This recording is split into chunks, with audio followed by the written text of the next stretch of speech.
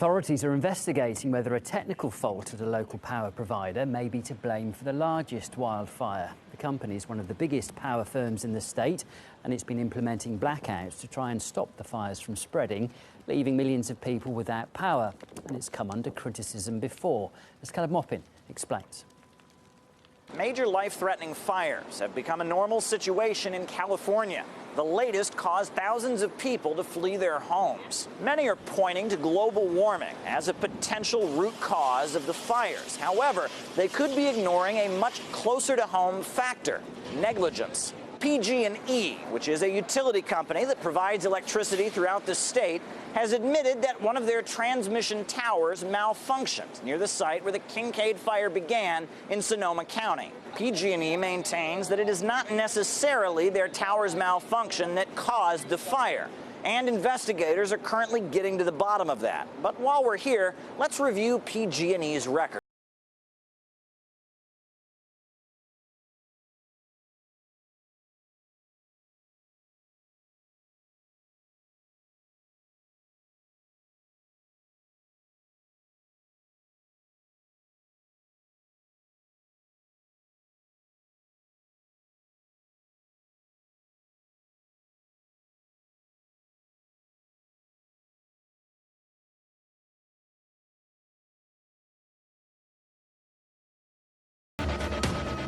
PG&E actually filed for bankruptcy this year after it was forced to pay $11 billion in damages. However, the corporation remains one of the biggest state utilities in California, despite being linked to so many unnatural disasters. Furthermore, California is now plagued with blackouts. The public is not thrilled about that. We had several days that we couldn't work, that we couldn't access the building, only special access. Because these classes got canceled, a lot of people didn't have access to facilities. A lot of the buildings were closed, like MLK, where people go and study, post up.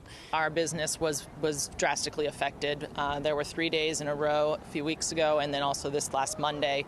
I think PG&E should be held accountable because they are the only power company in this whole area, so they are responsible for that. This company is very ineffective in what it does, and it keeps basically making mistake after mistake, causing fires instead of preventing them, and just basically affecting people's lives. If they're not doing what they say they're supposed to be doing, then I feel like they're liable for it. Outrage is coming from the state governor. There are people, potentially up to 300,000 customers, that may continue to see their lights out, which means roughly a full week with their lights out, which is simply unacceptable.